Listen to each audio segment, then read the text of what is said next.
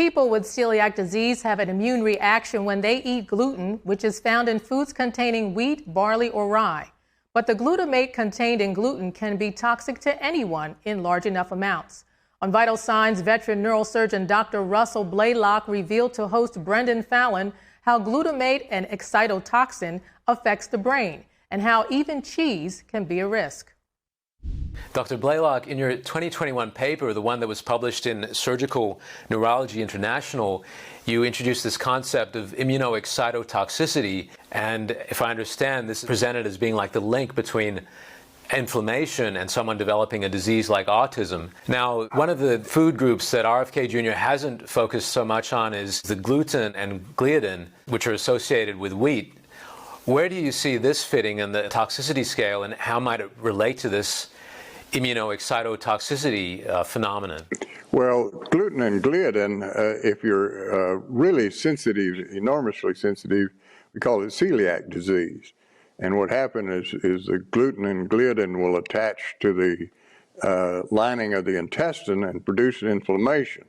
And then they get severe inflammation. They can't absorb food or vitamins or minerals, and they get vitamin mineral deficiency, and then they get brain problems. They get a whole host of problems, ataxia, where they lose their balance, their vision is affected, all kinds of things are affected if they're really highly sensitive to the gluten or gliadin.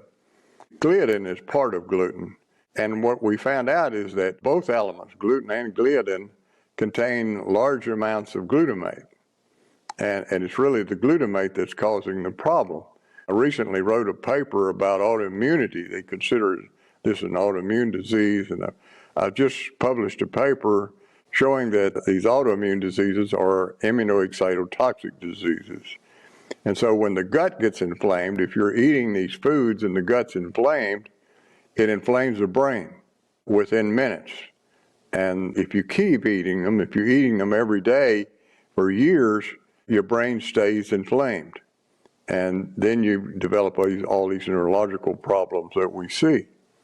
But everybody's sensitive to gluten. It just as a matter of dose. People that are intolerant, it just takes a minute amount.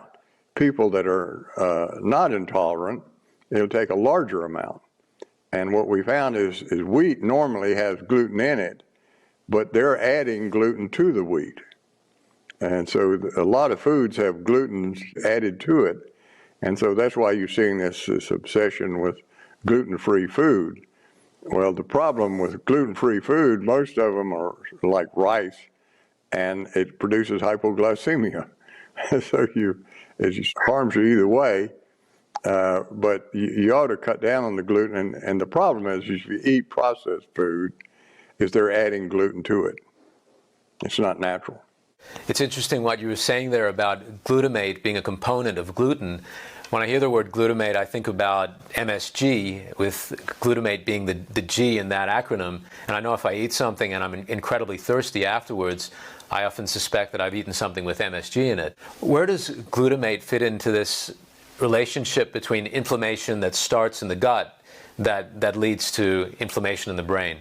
Well, inflammation can be caused by MSG and any glutamate. Glutamate's an amino acid, and it naturally occurs in certain foods. Some foods have high amounts, for instance, cheeses and some milk, and is high in glutamate. Particularly special cheeses like Gorgonzola and Parmesan cheese. The aged cheeses have very high glutamate levels. And so certain foods, particularly the processed foods, have very high glutamate levels in it.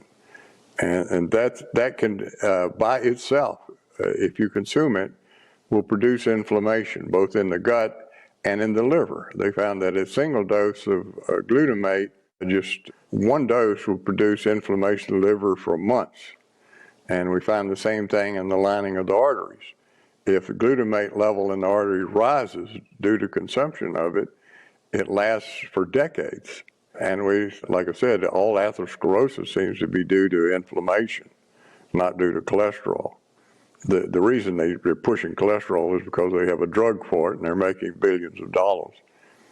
But the researchers say it's an inflammatory disorder.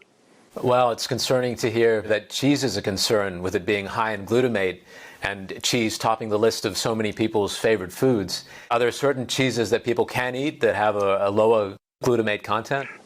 Yes, it varies. For instance, the aged cheese has a very high glutamate level, and Parmesan and Gorgonzola has the highest of all the cheeses. Some cheese, for instance, the white cheeses or the mild cheddar cheese, has a very low glutamate. And so it depends on the amount you eat, and it depends on the type of cheese you consume. To see that full interview and others on how to optimize health, go to ept.ms/vital signs. Vital Signs offers general health information not intended as medical diagnosis or advice.